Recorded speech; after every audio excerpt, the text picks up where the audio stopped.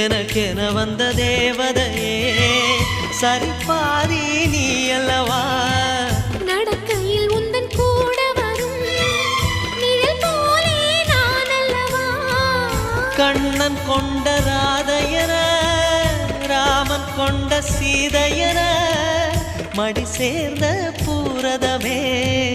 மனதில் வீசும் மாருதமே நன்றி சொல்ல உனக்கு வார்த்தை இல்லை எனக்கு நான் தான் மயங்குறேன் என்னுடைய மனச தந்துவிட்ட பிறகும் ஏம்மா கலங்குற